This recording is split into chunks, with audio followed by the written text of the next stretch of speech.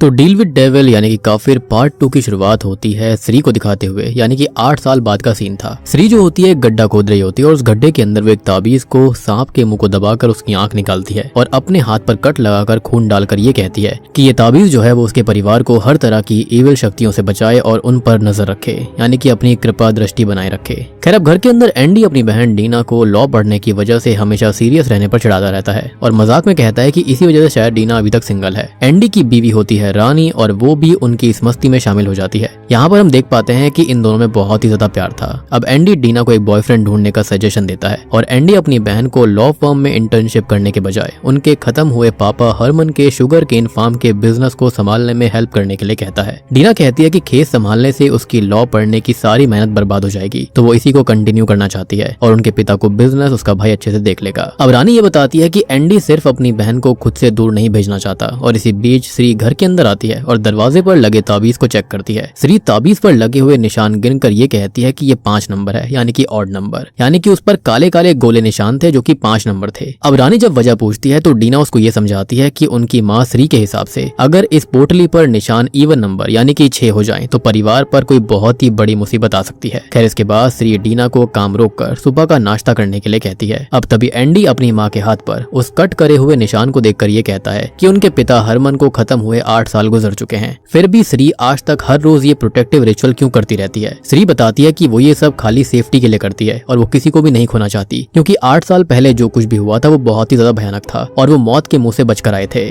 खैर श्री रानी की तरफ देखकर कहती है कि आजकल उसका वजन जो है वो बढ़ रहा है और वो उससे पूछती है कि कहीं वो प्रेग्नेंट तो नहीं है, लेकिन एंडी मजाक में कहता है कि रानी आजकल कुछ ज्यादा ही जंक फूड खाती है जिसके चलते उसका वजन बढ़ गया होगा, प्रेगनेंसी वाली बात नहीं थी। लेकिन यहाँ पर हम देख पाते हैं कि जो रानी होती है ना उसके चेहरे पर थोड़ी सी चिंता दिखाई देती है। खैर श्री उनको वार्न करती है कि अभी बच्चा बिल्कुल मत करना और एंडी ये सुनकर हैरान सा हो जाता है और पूछता है कि दिक्कत क्या है, लेकिन श्री बिल्कुल चुप रहती है जैसे कि उसने अभी भी कोई राज छुपा कर रखा हुआ था। अब नाश्ता खत्म करने के बाद एंडी और डीना श्री से मिलकर काम पर निकल जाते हैं, लेकिन श्री जो होती है वो रानी के पेट की तरफ देखती रहती है क्योंकि उसका पेट जो था वो थोड़ा सा बाहर था, तो रानी इसके चलते टेंशन में आकर अंदर चली जाती है। अगले सीन में गन्ने के खेतों में सनो नाम का एक वर्कर जो होता है वो एंडी को ये बताता है कि उन्होंने गन्ने को नुकसान पहुंचाने वाली जंगली घास को कंट्रोल कर लिया, उसको तबाह कर दिया है। एंडी अब राहत की सांस लेता है क्योंकि पिछली बार गन्ने की जो क्वालिटी थी वो 5% से गिर गई थी, जो कि काफी शॉकिंग बात है।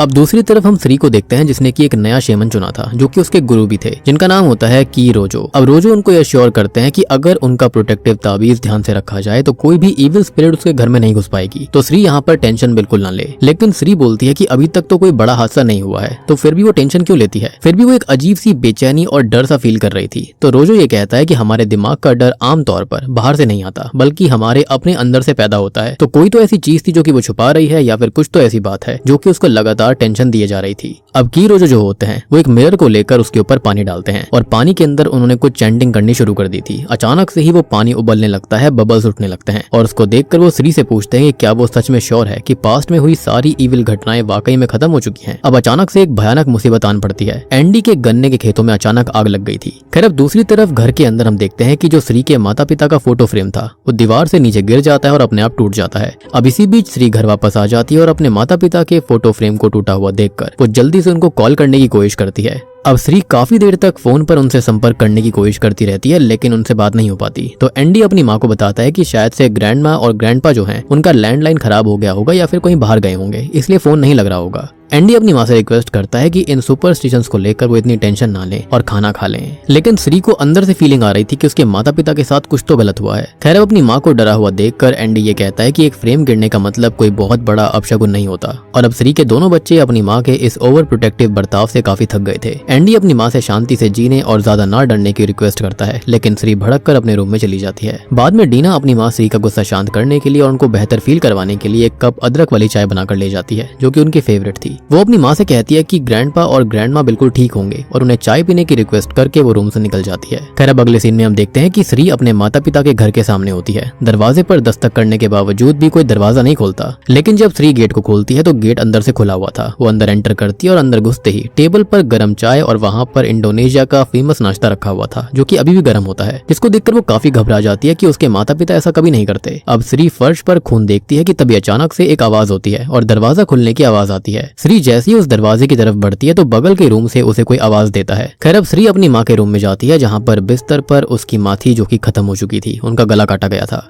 और उसके पिता जो थे वो पीछे कबर्ड के अंदर से बाहर निकल रहे होते हैं, जिसके सर में किसी ने कुल्हाड़ी को गाड़ दिया था। और इसी बीच श्री की माँ जैसे ही श्री को खींचती है उसकी अचानक नींद टूट जाती है, यानी कि ये उसका एक नाइटमेयर था। बट हम समझ सकते हैं कि पक्का यहाँ पर कुछ तो गलत हुआ था, क्योंकि सिंपल सी बात थी कि श्री जो थी वो पहले भी काले जादू करती रही है, जिसके चलते उसको आइडिया था कि ये सपने जो होते हैं वो गलत नहीं होते, एटलीस्ट कुछ ना कुछ तो इसमें सही बात होती है। अब अगले दिन एंडी और रानी हॉस्पिटल जाते हैं, जहाँ पर रानी को डॉक्टर चेक करके बताती है कि वो 2 महीने प्रेग्नेंट है, यानी कि श्री का शक बिल्कुल सही था। अब ये दोनों ही ऊपर वाले का शुक्रिया अदा करते हैं। अब जब ये वापस लौट रहे होते हैं तो रानी जो होती है वो एंडी से ये कहती है कि शायद से श्री जो है वो अभी पोता पोती नहीं चाहती है, जिसके चलते एंडी ये कहता है कि ऐसा कुछ भी नहीं है और माँ को ये खुशखबरी देने का सही मौका होगा। रास्ते में एंडी किसी को सड़क के किनारे खड़ा हुआ पाता है, जिसने की लिबास ओढ़ा हुआ था, और ये देखकर वो काफी परेशान हो गया था। खैर घर पहुंचने से पहले डीना बताती है कि ग्रैंडपा का फोन आया था और ग्रैंडमा की तबीयत काफी खराब है, तो उन्हें तुरंत ही वहाँ पर जाना पड़ेगा। एंडी अफसोस करता है कि माँ का कल रात का डर सच निकला। इनफैक्ट ये दोनों ही डीना को बताते हैं कि उसकी भाभी प्रेग्नेंट है, लेकिन डीना बोलती है कि शायद से ये सही वक्त नहीं होगा माँ को बताने का, जिसके चलते वो इस बारे में कुछ भी नहीं बताते। खैर अब श्री जो होती है वो अपने बच्चों और बहू के साथ में अपने ही माता पिता के घर निकल पड़ती है। अब रास्ते में एंडी जो होता है वो अपने रूड बर्ताव के लिए श्री से माफी मांगता है, और श्री भी अब अपने ओवर एंग्शियस बर्ताव के लिए सबसे माफी मांगती है। उसको लगता है कि वो ज्यादा ही सोच रही थी। इसी बीच उनके घर का ताबीज गिर पड़ता है और एक और निशान जुड़ने से उसकी गिनती इवन नंबर हो गई थी, यानी कि 6 गोले आ गए थे, यानी कि पक्का इनके ऊपर कोई ना कोई खतरा मंडरा रहा था। और फिर सभी ये ग्रैंडपा के घर पहुंच जाते हैं। ग्रैंडपा सबका प्यार से स्वागत करते हैं और ग्रैंडमा के बनाए खाने के लिए बुलाते हैं। श्री अपनी माँ का पीला चेहरा देखकर उनकी तबीयत के बारे में पूछती है, लेकिन वो खुद को ठीक बताती हैं। श्री के पिताजी ये बताते हैं कि शायद से माँ तुम सबको काफी मिस कर रही थी, खासकर से अपनी बहू रानी को, और तुम्हें वो परेशान नहीं करना चाहती थी। अब श्री बहुत दिनों तक ना मिलने आने के लिए माफी मांगती है। अब श्री की माँ के जाने के बाद श्री गौर करती है कि टेबल पर वही चाय और नाश्ता रखा हुआ था जो कि उसने सपने में देखा, लेकिन इस बार वो ठंडा था और उसमें से बदबू आ रही थी। अब जब वो उसे किचन में ले जाती है तो श्री के फादर ये बोलते हैं कि वो फिलहाल यहाँ पर शेड में यानी कि स्टोर रूम में जा रहा है। तभी एंडी और रानी देखते हैं कि बर्तनों में पड़ा सारा खाना सड़ चुका था, और सबसे बड़ी बात कि यहाँ पर जो श्री की माँ होती है वो बिल्कुल कच्चे चिकन को ही पका रही होती है। मतलब कि गैस स्टोव पर रखा हुआ था लेकिन गैस ऑन नहीं थी और उसके अंदर बदबू आ रही थी, कीड़े पड़े हुए थे। डीना समझ जाती है कि ग्रैंडमा स्टोव जलाना ही भूल गई, और श्री अफसोस करते हुए कहती है कि उसे पहले ही यहाँ पर आ जाना चाहिए था। फिर वो अपने बेटे एंडी से कहती है कि ग्रैंडमा को रूम में लेकर जाओ और उनको आराम करवाओ, जबकि रानी, डीना और श्री खुद मिलकर किचन का सारा बासी और सड़ा हुआ सामान फेंकने का फैसला करती है, जबकि उसमें से बहुत बदबू आ रही थी। अब एंडी जब ग्रैंडमा से उनके सुई धागे के काम के बारे में पूछता है तो ग्रैंडमा उसे पहचान ही नहीं पाती और पूछती है कि तुम कौन हो। तो एंडी याद दिलाता है कि वो उनका पोता है। इधर फ्रिज खोलते ही बदबू से रानी को उल्टी आने लगती है। श्री उसे फ्रिज में जमा सड़ा हुआ मीट साफ करने के लिए कहती है और फेंकने के लिए बोलती है। सबसे बड़ी बात कि उनको ऐसा लग रहा था कि आखिरकार ग्रैंडपा और ग्रैंडमा को इतने मीट की जरूरत ही क्या है। खैर इसी बीच डीना को कचरा फेंकते वक्त एक कैट की आवाज सुनाई देती है, लेकिन अचानक से स्टोर रूम यानी कि शेड से आवाज आ रही थी। डीना को क्यूरियोसिटी होने लगती है, जिसके चलते वो अंदर झांकती है और अंदर आने की परमिशन मांगती है, लेकिन उसके ग्रैंडपा अजीब तरीके से मना कर देते हैं और कहते हैं कि अंदर बहुत गंदगी है, वो हैंडल कर लेंगे। अंदर से काफी वियर्ड सी आवाज भी आ रही होती है, जैसे कि मांस को काटा जा रहा हो। खैर अब रात के खाने पर एंडी बचपन की हाइड एंड सीक वाली यादों को ताजा करने लगता है, हंसने लगता है। वो बताता है कि एक बार वो ग्रैंडमा की अलमारी में छुपकर सो गया था, जिससे कि सब घबरा गए। डीना मजाक में ग्रैंडपा और ग्रैंडमा से पूछती है कि क्या उन्हें सब कुछ याद है। अब शुरुआत में तो वो कुछ नहीं बोलते, लेकिन जब सभी यहाँ पर शांत हो जाते हैं तो अचानक से वो दोनों बहुत जोर जोर से भयानक तरह से हंसने लगते हैं, जैसे कि उनको जोक बहुत देर बाद समझ में आया हो। अब बाद में श्री डीना को बताती है कि वो ग्रैंडपा और ग्रैंडमा को अपने साथ घर ले जाना चाहती है, क्योंकि बुढ़ापे में उन्हें देखभाल की जरूरत पड़ेगी। शायद से उनको डिमेंशिया हो गया है। अब आधी रात को सो रहे ग्रैंडपा और ग्रैंडमा हवा में फ्लोट करने लगते हैं, जो कि बहुत ही शॉकिंग चीज थी, यानी कि इन दोनों के साथ कुछ तो गलत हुआ था। उसी वक्त पानी पीने उठी रानी ग्रैंडमा को नींद में चलते देखकर पूछती है कि वो कहाँ जा रही हैं। तभी ग्रैंडपा आकर कहते हैं कि ग्रैंडमा को स्लीप वॉकिंग करने की आदत है और वो उनका ख्याल रख लेंगे। खैर अगली सुबह डीना अपनी कैट को ढूंढने लगती है। अब दूसरी तरफ श्री बाथरूम में सैनिटरी पैड पर खून देखकर परेशान सी हो जाती है। अब इस मूवी का एक बहुत ही वियर्ड सा सीन आता है कि जब सुबह रानी की आंख खुलती है तो वो अपने सामने ग्रैंडमा को देखती है और काफी डर जाती है, लेकिन ग्रैंडमा प्यार से उसे आराम करने के लिए कहती है, जैसे कि वो समझ गई हो कि वो प्रेग्नेंट है। खैर अब अपनी कैट के लिए उदास डीना को श्री तसल्ली देती है और चावल लाने भेज देती है। साथ ही साथ उससे पीरियड्स के बारे में पूछती है, लेकिन बात को टालकर ये कहती है कि शायद से ये रानी से जुड़ा हुआ होगा। ऑब्वियस सी बात है कि डीना को पीरियड्स नहीं आए थे, और हम ये भी जानते हैं कि रानी को भी ऐसा नहीं हो सकता क्योंकि वो प्रेग्नेंट थी। तो ये पैड किसका था? एंड आई बिलीव ये कोई और नहीं बल्कि ग्रैंडमा थी। और मुझे तो ऐसा लग रहा है कि यहाँ पर ये ग्रैंडमा है ही नहीं, या तो इनको पजेस करा गया है। अब एंडी रानी की टेंशन देखकर उसको घुमाने ले जाने का प्लान बनाता है। उसी वक्त श्री अपने पिताजी को नंगे पैर और हाथ में कुल्हाड़ी लिए बाहर जाता देखकर पूछती है कि वो कहाँ जा रहे हैं। तो उसके पिताजी बताते हैं कि वो स्टोर रूम यानी कि शेड को ठीक करने के लिए जंगल से लकड़ी काटने जा रहे हैं। और सबसे बड़ी बात कि जब श्री उनको एंडी को साथ ले जाने के लिए कहती है तो वो उसके लिए भी मना कर देते हैं। अब एंडी ग्रैंडमा को बताकर रानी को घुमाने ले जाता है और ग्रैंडमा उन्हें दोपहर तक लौटने के लिए कहती है। अब दुकान से लौटते वक्त डीना जो होती है वो अपने ग्रैंडपा को जंगल के गहरे हिस्से में जाते देखकर उनके पीछे जाती है, लेकिन थोड़ी ही दूरी पर जाकर वो ठोकर खाकर नीचे गिर पड़ती है। अब जब तक वो उठती है उसके ग्रैंडपा गायब हो गए थे।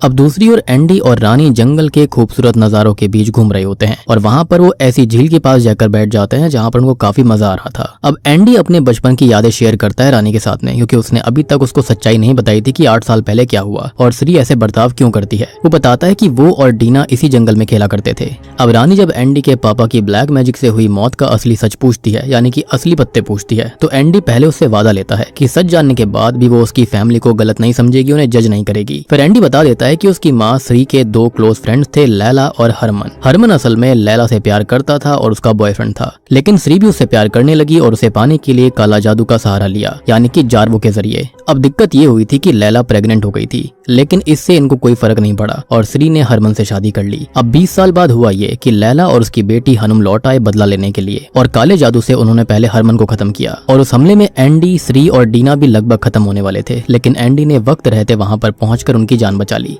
एंडी ये भी बताता है कि हनुम असल में लैला और हरमन की ही बेटी थी और उसने एंडी से प्यार का नाटक करके पूरे परिवार को धोखा दिया था। काला जादू करने वाली वही थी। अब आखिर में अपनी माँ और बहन को बचाने के लिए एंडी ने लैला और हनुम को आग में जला दिया। उनकी बातचीत के दौरान झील के दूसरी तरफ से बार बार एक अजीब सी हंसी उसको सुनाई देती रहती है, जिसको रानी नहीं सुन पा रही थी। और जब वो ध्यान देता है तो उसको वहाँ पर हनुम नजर आती है, लेकिन पलक झपकते ही वो गायब हो जाती है। दूसरी ओर जंगल में डीना अपने ग्रैंडपा को ढूंढते हुए पहुंच जाती है और वो किसी चीज को काट रहे होते हैं और उनके जिस्म पर एक भी कपड़ा नहीं था, साथ साथ काफी खून भी लगा हुआ था। अब जैसे ही ग्रैंडपा मुड़कर देखते हैं तो डीना डर के मारे वहां से भाग जाती है। घर पर अब श्री सुनती है कि उसकी माँ किचन में खड़ी हुई बड़बड़ा रही थी, बोल रही थी कि पूर्णिमा की रात को मुर्दे जाग उठेंगे, कि तभी डीना वापस लौट आती है। अब जब श्री अपनी माँ से ये पूछती है कि वो क्या कर रही हैं, तो उसकी ग्रैंडमा जो होती हैं वो बहुत ही इविल तरह से हंसते हुए दिखाती हैं कि ये रही तुम्हारी बिल्ली, जिसको उन्होंने खत्म कर दिया था और वो उसी को सबके लिए पका रही होती है। वो कहती है कि मैं तुम सबके लिए खाना बना रही हूँ, और फिर वो वहीं पर खड़े खड़े पेशाब कर देती हैं। अब श्री उनको बाथरूम ले जाकर साफ करने लगती है, लेकिन शॉकिंगली वो उनकी पीठ पर गहरे जख्मों के निशानों को देखकर हैरान रह जाती है और माफी मांगती है और वादा करती है कि अब वो अपने माता पिता का खुद ध्यान रखेगी और उनको अच्छे डॉक्टर के पास लेकर जाएगी। उसको अभी भी लग रहा था कि उनको डिमेंशिया हुआ है। खैर इसी बीच डीना अपनी कैट को दफन करते वक्त देखती है कि ग्रैंडपा अपने हाथ में कुछ लेकर स्टोर रूम में जा रहे थे। जब वो उनका पीछा करती है तो उसके ग्रैंडपा बाहर आकर उससे सवाल करते हैं और घर वापस जाने को कहते हैं। खैर रात को डीना श्री को बताती है कि ग्रैंडपा और ग्रैंडमा का बर्ताव बहुत अजीब लग रहा है, ये नॉर्मल नहीं था, डिमेंशिया नहीं है। लेकिन श्री इसको डिमेंशिया के ही सिम्टम्स बताकर कहती है कि इस बीमारी में मेमोरी लॉस और एबनॉर्मल बिहेवियर होना आम बात है। जब डीना पुराने सुपरनैचुरल ब्लैक मैजिक के खतरे का जिक्र करती है तो श्री उसे इस बारे में और कुछ भी बोलने से मना कर देती है। काफी गुस्सा करती है क्योंकि वही लोग बोल रहे थे कि श्री बहुत ज्यादा सोचती है, तो यहाँ पर उसे काफी बुरा लग रहा होता है कि जब वो नॉर्मल बर्ताव करने की कोशिश कर रही है तो उसके बच्चों को अब यहाँ पर ब्लैक मैजिक नजर आ रहा था। लेकिन देखो 100% यहाँ पर ब्लैक मैजिक ही हुआ था, क्योंकि हमने उनकी बॉडीज को हवा में उड़ते हुए देखा है। अब इधर एंडी ये देखता है कि हनुम उसे उसके पास्ट की याद दिलाकर एक भूतिया हंसी हंस रही होती है और जब रानी उसको परेशान और बेचैन देखती है तो उसकी वजह पूछती है, लेकिन एंडी बात टालकर कहता है कि वो बिल्कुल ठीक है, यानी कि वो एक्सेप्ट करना नहीं चाहता था कि उसको हनुम दिख रही थी। दूसरी ओर श्री अपने माता पिता के रूम में जाकर उन्हें सोते हुए देख लेती है, लेकिन उसके जाते ही दोनों अजीब तरीके से उठकर बैठ जाते हैं, जैसे कि वो उसके जाने का इंतजार कर रहे थे। आधी रात को डीना को आवाज सुनाई देती है कि पूर्णिमा के चांद के नीचे मुर्दे जाग उठेंगे। खैर वो बाहर निकलकर चेक करती है तो नोटिस करती है कि उसकी ग्रैंडमा चुपचाप बाहर जा रही थी, कि तभी उसे स्टोर रूम से ग्रैंडपा की आवाज में वही लाइन सुनाई देती है। जब डीना स्टोर रूम के अंदर झांकने की कोशिश करती है तो ग्रैंडपा कुल्हाड़ी लेकर अचानक उसके पीछे दौड़ पड़ते हैं। डीना डर के मारे घर के अंदर भाग जाती है और दरवाजा बंद कर देती है। अब ग्रैंडपा कुछ देर तक तो दरवाजा पीटते रहते हैं और आवाज लगाते रहते हैं, लेकिन अचानक से आवाज आना बंद हो जाती है और अगले ही पल शॉकिंगली डीना अपने ग्रैंडपा को बिल्कुल नॉर्मल हालत में अपने सामने पाती है। वो रात को जागने की वजह पूछते हैं तो डीना पानी पीने का बहाना बनाकर वहां से चली जाती है। वो ये सब देखकर बहुत डर गई थी। सबसे बड़ी बात यह है कि उस शेड का यानी कि स्टोर रूम का जो टॉप फ्लोर होता है वहां पर हम किसी की लाइट को देख पाते हैं, यानी कि वहां पर कोई तो रह रहा था। खैर अब उसी रात होता यह है कि जावानीज भाषा में एक मिस्टीरियस लोरी सुनकर रानी की नींद खुलती है। वो देखती है कि ग्रैंडमा उसके उसके सामने खड़ी हुई थी और धीरे से उसके पेट पर हाथ सहला रही थी, यानी कि उसको पता था कि वो प्रेग्नेंट है। अब अगली सुबह डीना अपनी माँ को समझाने की कोशिश करती है कि ये नॉर्मल डिमेंशिया नहीं है मम्मी, और कल रात उसने जो देखा है वो उसके असली ग्रैंडपा थे ही नहीं। लेकिन श्री उसकी बात मानने से इनकार कर देती है। वो कहती है कि पहले जब वो खुद सुपर नेचुरल खतरों की बात करती थी तो सब उसको ओवर एंग्शियस कहकर मजाक उड़ाते थे और उसको चुप कराया करते, और जब वो नॉर्मल रहने की कोशिश कर रही है तो डीना उसी पर शक कर रही है। खैर दूसरी ओर रानी एंडी से ये कहती है कि अब वो यहाँ पर और नहीं रुकेगी क्योंकि ग्रैंड माँ का मिस्टीरियस बर्ताव उसको डरा रहा था। एंडी उसको तसल्ली देता है कि वो लोग जल्दी ही वापस लौट जाएंगे और ग्रैंड माँ कभी उसका बुरा नहीं चाहेंगी। और एक बात और ये थी कि जो रानी होती है ना, वो इस बात को जाकर डीना को बता देती है कि उसके साथ क्या हुआ। एनीवेज थोड़ी देर के बाद में श्री जो होती है वो बाहर गार्डन के अंदर पौधों को पानी दे रही होती है कि तभी जो वहाँ पर घर की फेंसिंग होती है वहाँ पर एक आदमी आता है जो कि ये बोल रहा होता है कि वो मस्जिद के चंदे के लिए आया था और तब घर में कोई नहीं था, यानी कि कुछ दिन पहले वो यहाँ पर आया था चंदा मांगने के लिए, लेकिन घर के अंदर कोई भी नहीं था। उसने काफी दस्तक दी थी लेकिन कोई भी बाहर नहीं आया। अब श्री ये सुनकर हैरान रह जाती है क्योंकि उसके बुजुर्ग माता पिता इतने दिनों के लिए घर खाली छोड़ ही नहीं सकते थे। वो आदमी फिर से बोलता है कि उसने दरवाजे और खिड़कियां सब खटखटाई थी, फिर भी अंदर से कोई जवाब नहीं मिला और इसलिए उसने पूछा कि क्या ओनर्स वापस लौट आए हैं। अब ये बात सुनकर श्री घर के अंदर दौड़ पड़ती है, लेकिन उसके माता पिता कहीं नजर नहीं आते। वो बच्चों से पूछती है पर किसी ने भी ग्रैंडपा और ग्रैंडमा को नहीं देखा था। श्री परेशान हो जाती है क्योंकि आज वो अपनी माँ को डॉक्टर के पास ले जाना चाहती थी और उससे पहले ही वो लोग कहाँ निकल गए। तब डीना याद दिलाती है कि उसके ग्रैंडपा को उसने जंगल की तरफ जाते देखा था। ये सुनकर श्री, एंडी, डीना और रानी सभी मिलकर जंगल में ग्रैंडपा और ग्रैंडमा को ढूंढने निकल पड़ते हैं और उनका नाम पुकारने लगते हैं।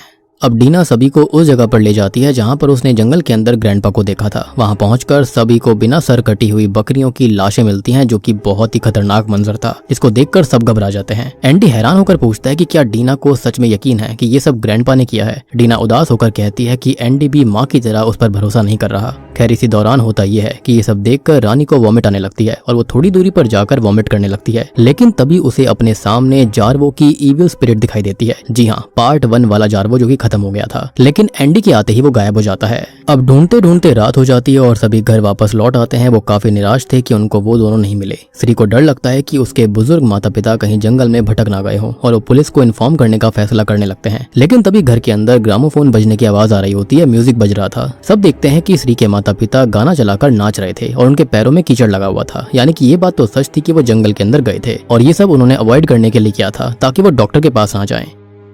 अब श्री अपनी माँ को साफ करते हुए जंगल जाने की वजह पूछने लगती है, लेकिन ग्रैंडमा जो होती है वो रानी में इंटरेस्टेड थी। वो रानी का पीला चेहरा देखकर उसकी सेहत और उसके पेट में पल रहे बच्चे की फिक्र जताती है। जब श्री पूछती है कि उन्हें प्रेगनेंसी के बारे में कैसे पता चला, तो वो कहती है कि एक माँ का एहसास कभी गलत नहीं होता। अब एंडी प्रेगनेंसी की बात कंफर्म कर देता है, लेकिन श्री खुश होने के बजाय बहुत ही अजीब तरह से इरिटेट हो जाती है, डर जाती है। रानी रो पड़ती है और एंडी उसको संभालता है कि ऐसा उसकी माँ ने जानबूझकर नहीं किया है, वो काफी टेंशन में थी। खैर दूसरी ओर डीना नोटिस करती है कि श्री बिल्कुल बेजान और गहरी सोच में डूबी हुई बैठी थी। अब बाद में होता यह है कि बाथरूम के अंदर एंडी को हनुम दिखाई देती है। वो मजाक उड़ाते हुए कहती है कि उसकी माँ उसके बच्चे को पसंद नहीं करती और ये दर्द अभी बहुत छोटा है। भयानक हंसी के साथ हनुम वहाँ से गायब हो जाती है और एंडी बाथरूम से बाहर निकल आता है, लेकिन रूम में जाते वक्त उसको आवाज सुनाई देती है। जब वो ग्रैंडपा और ग्रैंडमा के रूम में जाता है तो बेड खाली था। अब शेड के अंदर लाइट जल रही होती है, जो कि नीचे भी जल रही थी और टॉप फ्लोर पर भी जल रही थी। एंडी पास जाकर सुनता है कि दोनों बार बार एक ही बात रिपीट कर रहे होते हैं कि पूर्णिमा की रात को मुर्दे जाग उठेंगे। दरवाजा न खुलने पर वो बाहर से झांकता है और देखता है कि दोनों अजीब हरकतें कर रहे थे और अगले ही पल वो कच्चा मांस खाना शुरू कर देते हैं। और ये देखकर एंडी डर कर वापस अपने रूम में लौट जाता है, यानी कि जो कुछ हो रहा था वो बहुत ही खतरनाक था।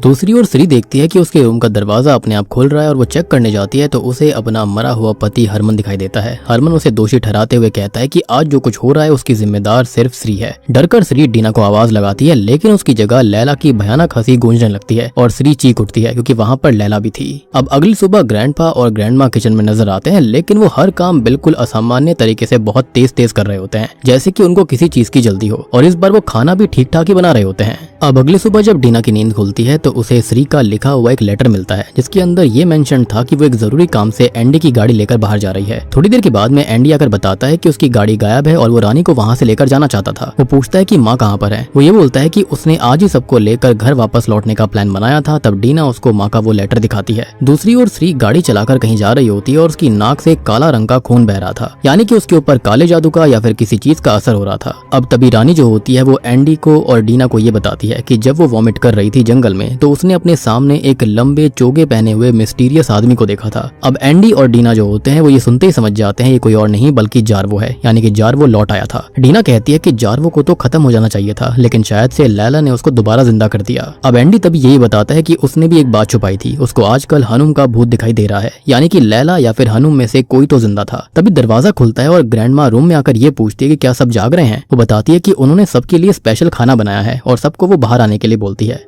अब तभी हम देखते हैं कि श्री जो थी वो असल में गाड़ी चलाकर शेमन की रोजो के पास पहुंच गई थी और वो उनको अपनी बहू की प्रेगनेंसी के बारे में बताती है और उनके ऊपर मंडराते हुए खतरे के बारे में भी। की रोजो ये समझाता है कि शैतान इतनी आसानी से पीछा नहीं छोड़ता और श्री हाथ जोड़कर रिक्वेस्ट करती है कि चाहे सजा उसको मिल जाए लेकिन उसके परिवार को बचा लिया जाए। अब की रोजो ये कहता है कि श्री के घर के अंदर तो इतने सारे चार्म्स लगे हुए थे, प्रोटेक्टिव स्पेल्स लगे हुए थे, तो उसके अंदर कोई भी शैतानी शक्ति एंटर कैसे कर सकती है। अचानक से ही की रोजो को समझ में आ जाता है कि ये लोग अपना प्रोटेक्टिव शील्ड वाला घर छोड़कर श्री के माता पिता के घर में रह रहे हैं। तो वो तुरंत वार्न करता है कि शैतान ने उनके साथ बहुत बड़ा धोखा किया है, यानी कि वहाँ पर बुलाना इस शैतान की चाल थी। घर पर अब एंडी और डीना भी समझ जाते हैं कि वो लोग बहुत बड़े खतरे में हैं।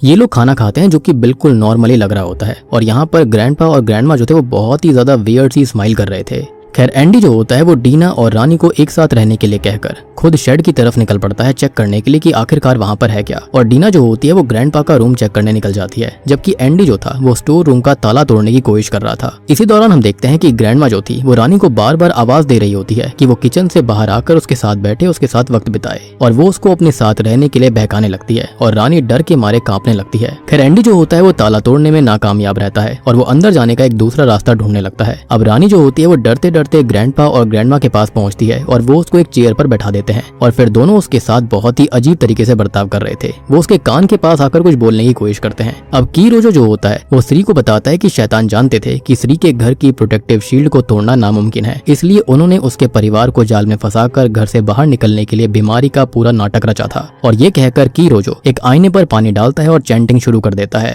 ठीक उसी वक्त एंडी स्टोर रूम के अंदर घुसने में कामयाब हो गया था और अंदर उसे 4 कटे हुए बकरों के सर और 4 ब्लैक मैजिक डॉल्स मिलती हैं, जिन पर किसी और की नहीं बल्कि श्री के पूरे परिवार की फोटो थी, जिसके अंदर रानी भी मौजूद होती है। उधर की रोजो के मंत्रों के असर से आईने का पानी बहुत तेज उबलने लगा था और श्री अचानक खून की वॉमिट करने लगती है। तभी आईने में जार्वो की शक्ल उभर कर आती है। जार्वो हंसकर कहता है कि श्री अपनी किस्मत से कभी नहीं बच सकती और शैतान से किया वादा उसे पूरा करना होगा और शैतान उसको हर जगह ढूंढ निकालेंगे। अचानक से वो आईना टूट पड़ता है और उसका टुकड़ा रोजो की आंख में घुस जाता है। अब की रोजो जल्दी से एक चीज श्री के हाथ में थमा देता है और उसके कान में कुछ जरूरी बात बताने की कोशिश करता है। उसने उसको एक डैगर दिया था, साथ ही साथ एक पोटली दी थी जिसके अंदर कुछ स्पेशल स्पेल था, लेकिन अगले ही पल वो जोर से उछलकर दूर जा गिरता है और की रोजो की ये दर्दनाक हालत देखकर श्री बुरी तरह टूट जाती है और रो पड़ती है, यानी कि की रोजो भी खत्म हो गए थे। तभी हम देखते हैं कि घर में डीना को ग्रैंडपा और ग्रैंडमा के बिस्तर के नीचे एक लॉकेट मिलता है, जबकि एंडी को उन दोनों की असली लाशें मिल जाती हैं। जी हाँ, यानी कि अभी तक ग्रैंडपा और ग्रैंडमा जिंदा नहीं थे, यानी कि जो कुछ भी सपना देखा था श्री ने पहले वो बिल्कुल सही था। उस वक्त उसके ग्रैंडपा और ग्रैंडमा को खत्म कर दिया गया था और अब तक जो यहाँ पर थे वो शायद से जिन्स थे या फिर उनकी स्पिरिट्स थी जिनको कंट्रोल करा जा रहा था। साथ ही साथ डीना ये भी गौर करती है कि कैलेंडर पर 30 तारीख मार्क कर गरबैंग सुकमा यानी कि स्पिरिट गेट लिखा गया था। तभी पीछे से कोई डीना पर हमला कर देता है और उसको बेहोश कर देता है। दूसरी ओर रानी को ग्रैंडपा और ग्रैंडमा का असली डरावना रूप दिखता है। ग्रैंडमा का सर कट कर नीचे गिर जाता है और रानी डर कर भाग पड़ती है। सबसे बड़ी बात ये थी कि वहाँ पर ग्रैंडमा कटे सर के साथ उससे बात कर रही होती है, लेकिन अगले ही पल सब कुछ गायब हो गया था। इसी मौके का फायदा उठाकर हनुम रानी को भी बेहोश कर देती है और फिर एंडी के सामने आकर बताती है कि वो मरी नहीं थी, उसकी माँ के वफादार नौकर सलीम ने उसकी जान बचाई थी, यानी कि आखिरी में जो एम्बुलेंस से लेकर जा रहा था वो सलीम था और वहाँ पर जो जिंदा बच गई थी वो हनुम थी। लेकिन जले हुए जख्म आज भी उसे उसके पास्ट और श्री के परिवार के खिलाफ नफरत की याद दिलाते हैं। जैसे ही हनुम को रानी की प्रेगनेंसी का पता चला था, यानी कि जब ये दोनों ही हॉस्पिटल में गए थे, उसने कसम खा ली थी कि एंडी के परिवार को वो कभी भी सुकून से नहीं जीने देगी।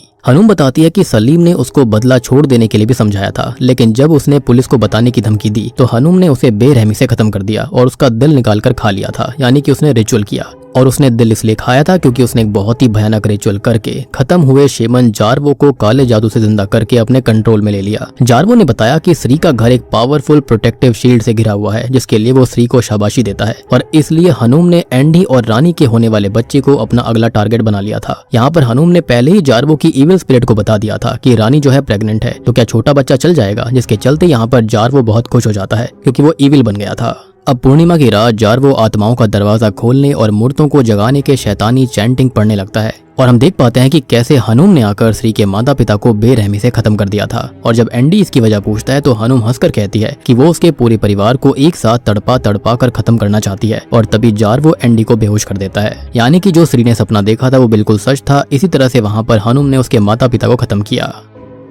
अब श्री जब रात को घर पर लौट कर आती है तो वो सबको गायब पाती है और स्पिरिट गेट वाली डेट देखकर वो उन सभी को ढूंढने निकल पड़ती है। दूसरी ओर हनुम सबको कब्रिस्तान में बांधकर पूर्णिमा की रात स्पिरिट गेट खोलने की तैयारी कर रही थी। उसका असली मकसद रानी के अनबॉर्न बच्चे की बलि देकर अपनी माँ लैला को नर्क से वापस लाने का था और उस रिचुअल को पूरा करने के लिए वो एक भैंसे की बलि देने वाले थे साथ में। अब जब एंडी रानी और बच्चे की जान की भीख मांगता है तब जार्वो एक बड़ा सच खोलता है। और दोस्तों अब यहाँ पर खुलते हैं इस मूवी के एक बहुत ही खतरनाक असली पत्ते। जार्वो बताता है कि श्री ने उसकी मदद से सालों पहले हरमन के साथ अपनी शादी को बचाने के लिए अपने पहले बच्चे की बलि देने का वादा किया था शैतान से, यानी कि डेविल से। लेकिन बाद में उसने वादा किया कि वो अपने पहले पोते या फिर पोती की बलि देगी शैतान को। और अब आपको ये बात भी समझ में आई होगी कि आखिरकार श्री जो थी वो किसी पोते या पोती करने के खिलाफ क्यों थी और उसके चेहरे पर डर क्यों आ गया था, क्योंकि गलती उसकी थी। हनुम कहती है कि रानी का बच्चा अब उस बलि का हकदार है और अगर वो श्री के काम नहीं आएगा तो वो उसके काम जरूर आएगा। लेकिन एंडी जो होता है वो गुस्से में आकर कहता है कि वो उसकी जान ले ले लेकिन उसकी बीवी को छोड़ दे और उसके बच्चे को कुछ ना करे। लेकिन हनुम मना कर देती है क्योंकि उसे अपनी माँ लैला को वापस लाने के लिए एक मासूम और प्योर सोल चाहिए थी, जो कि यही बच्चा था जो कि खाली 2.5 महीने का 2 महीने का था। अब जार्वो जो होता है वो स्पिरिट गेट खोलने की चैंटिंग पढ़ने लगता है और हनुम काले जादू की मदद से रानी के पेट से उस फीटस को निकाल लेती है, जो कि बहुत ही खतरनाक सीन था। रानी अब दर्द से तड़पने लगती है और एंडी बेबस होकर सब देखता रह जाता है। अब गुस्से में एंडी हनुम को शराब देने लगता है, जबकि सेम पल पर जार्वो जो होता है उसने वहाँ पर एक भैंसे की बलि चढ़ा दी थी, उसका सर काट दिया था।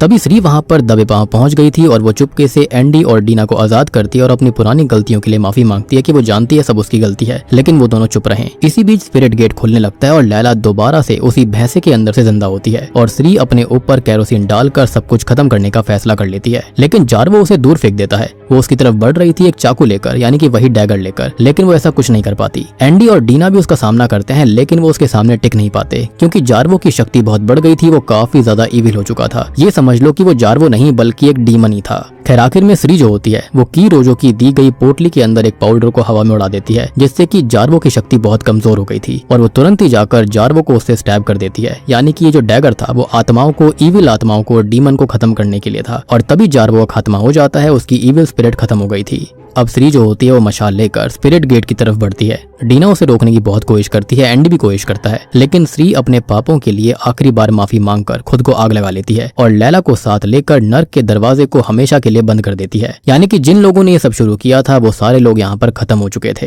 हरमन भी जिंदा नहीं बचा, ना ही लैला बची और ना ही श्री। उसने खुद की गलती के लिए खुद को ही सजा दी। वो समझ गई थी कि उसको खुद को खत्म करना होगा, तभी उसके बच्चे सुरक्षित रह पाएंगे। इसी दौरान हनुम जो होती है वो गुस्से में आकर डीना को खत्म करने की कोशिश करती है, लेकिन इस बार एंडी एक पत्थर से वार करके उसका सर चूर चूर कर देता है, उसका खात्मा कर देता है और श्री की कुर्बानी के साथ स्पिरिट गेट हमेशा के लिए बंद हो जाता है और शैतानी चक्र भी टूट गया था।